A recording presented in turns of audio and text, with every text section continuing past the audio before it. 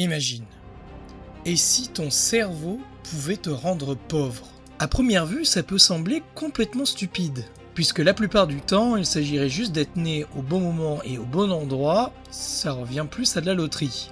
Mais on s'est jamais posé la question, est-ce que justement être né pauvre ou dans des environnements pauvres façonnerait pas notre cerveau au plus profond pour devenir soi-même pauvre?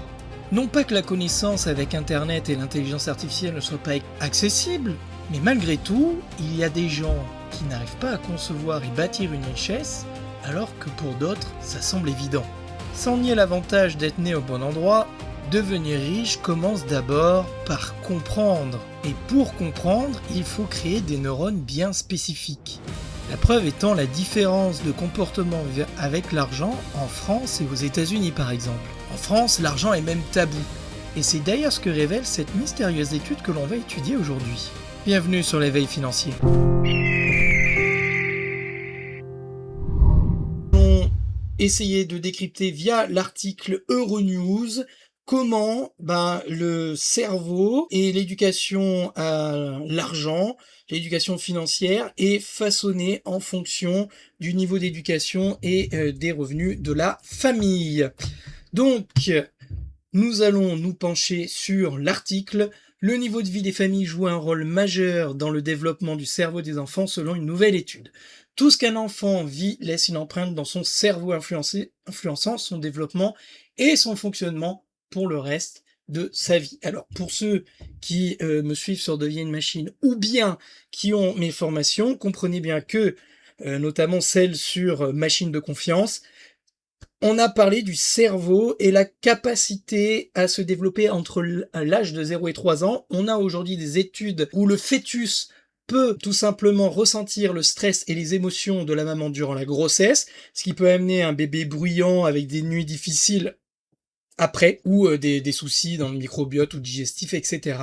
Et avec la possibilité que dans un milieu où il y a la guerre, où l'enfant est exposé à l'écran très tôt, où les parents sont absents, où il n'y a pas d'amour et de communication, vous avez tout simplement la partie du préfrontal qui est sous-développée, donc tout ce qui est réflexion, tout ce qui est inhibition du comportement et de l'enfant, au détriment des amygdales, qui est tout ce qui est la partie stress, les émotions très désagréables à vivre et des comportements dits défensifs.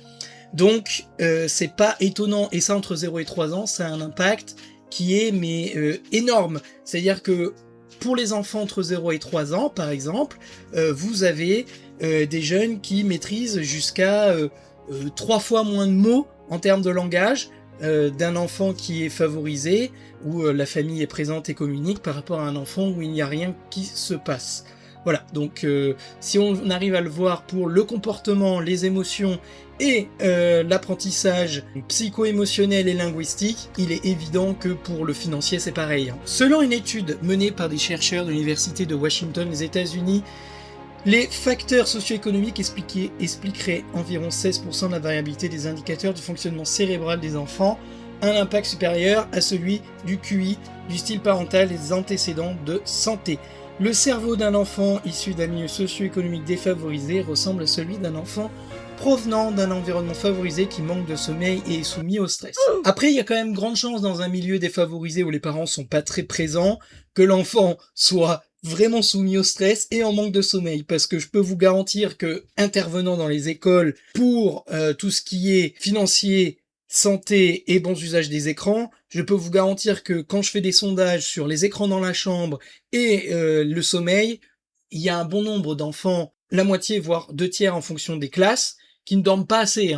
Donc je pense que concrètement, chez les enfants qui dorment le moins, oui, ce sont des enfants autonomes qui font ce qu'ils veulent chez eux pour la plupart du temps. Il ajoute qu'il ne s'agit pas d'un cerveau moins intelligent et que s'il existait des moyens d'améliorer le sommeil et de réduire le stress des enfants vivant dans les foyers aux ressources socio-économiques plus limitées, les différences liées à ces conditions pourraient être atténuées. Alors attention, parce que dans les foyers justement très avantagés, vous avez aussi les enfants qui sont laissés à l'abandon et qui manquent terriblement de sommeil. Je pense surtout plus que ce que l'étude a du mal à déceler, c'est pas qu'une question de logique économique, c'est aussi une question de présence parentale. Vous avez des familles où il n'y a pas de présence, et dans les familles très riches, il n'y a pas de présence, et l'enfant fait ce qu'il veut aussi. Donc c'est vraiment la présence parentale, couplée au contexte favorisé, mais chez des personnes chez qui les parents ont je dirais, une éducation financière. Parce que les personnes qui font le buzz, gagnent de l'argent, par exemple sont footballeurs professionnels et claquent tout d'un coup et ont des enfants, je suis désolé, les enfants ils comprennent rien à l'argent et ils claquent tout comme leur père ou leur mère. D'accord? Donc c'est vraiment aussi l'éducation financière qui fait la différence. Donc les enfants particulièrement vulnérables à la pauvreté ont plus de risques de vivre dans la pauvreté. Et oui, parce que dans un milieu où aujourd'hui, parce que là on est dans un contexte socio-économique qui est terrible, vous n'avez pas de relation, bah en fait adulte vous n'en aurez pas non plus.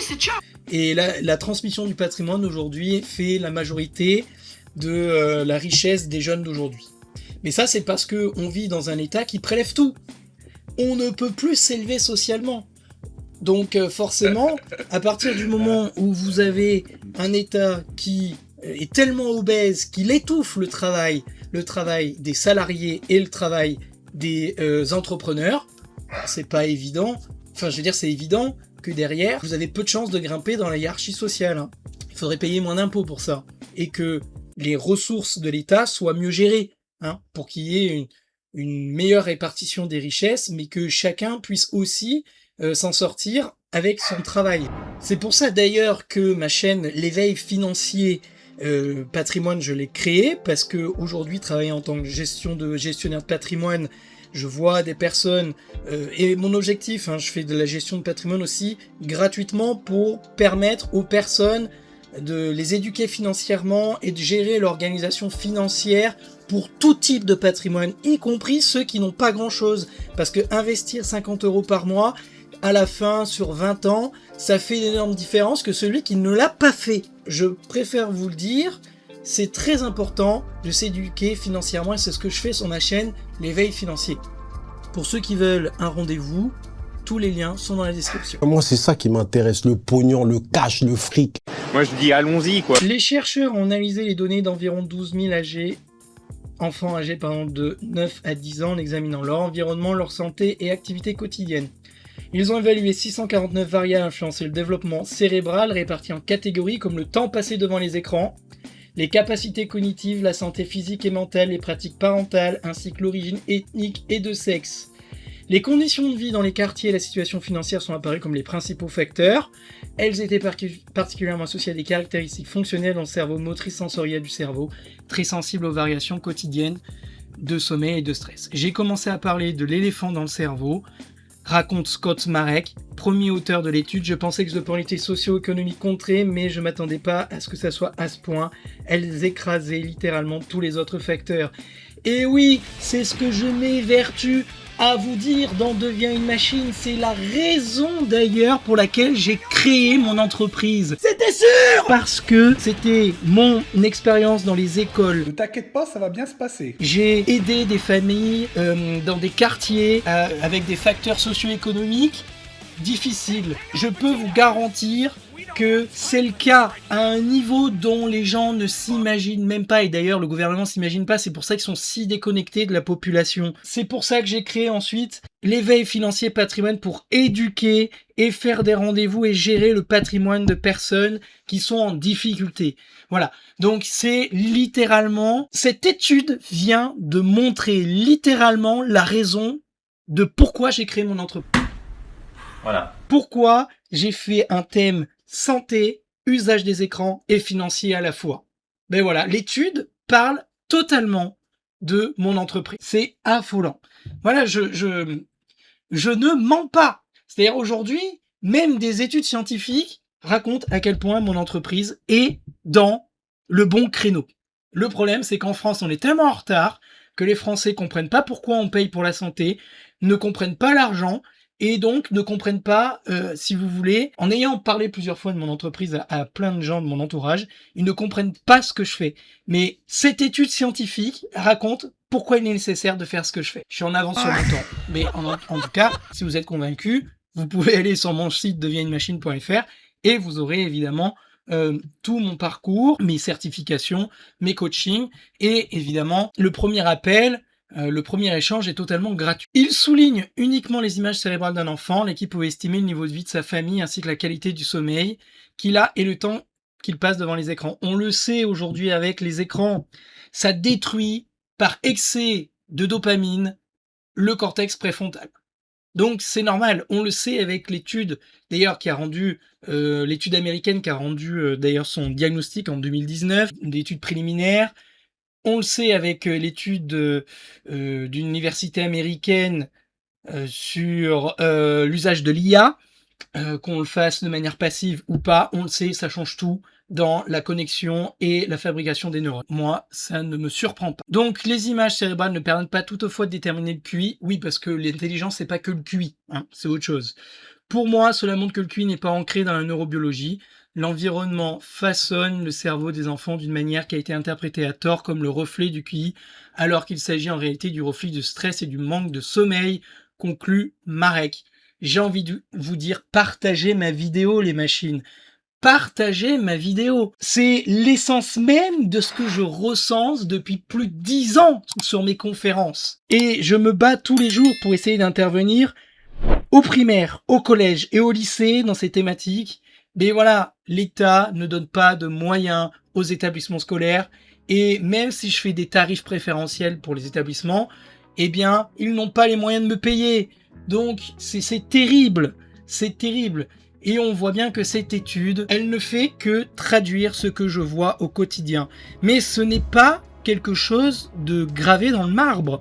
Parce que l'avantage d'un cerveau, c'est que sa neuroplasticité. C'est-à-dire que si aujourd'hui, vous décidez de changer d'environnement, que vous prenez votre santé en main, que vous recommencez à dormir correctement, que vous prenez en main votre nutrition, votre activité sportive, que vous vous formez à la finance, et vous n'avez pas besoin d'être trader, juste une éducation basique en économie et en patrimoine, mais vous fera gagner tellement d'argent et de santé et d'intelligence dans ce monde-là que c'est inestimable. Car vous avez machine de confiance, machine indestructible et machine de réussite, qui sont mes 3 formations sur l'estime de soi, confiance en soi, les méthodes pour réussir et comment éviter de tomber dans le burn-out. Sur ce, vous avez vu à quel point il était très important de combiner le tout pour réussir. Abonnez-vous à Deviens une machine, la chaîne React et l'éveil financier pour les finances. Si vous voulez un coaching, c'est dans deviensunemachine.fr. Et moi, je vous dis à la prochaine pour une nouvelle vidéo. Portez-vous bien sur DEM React ou l'éveil financier.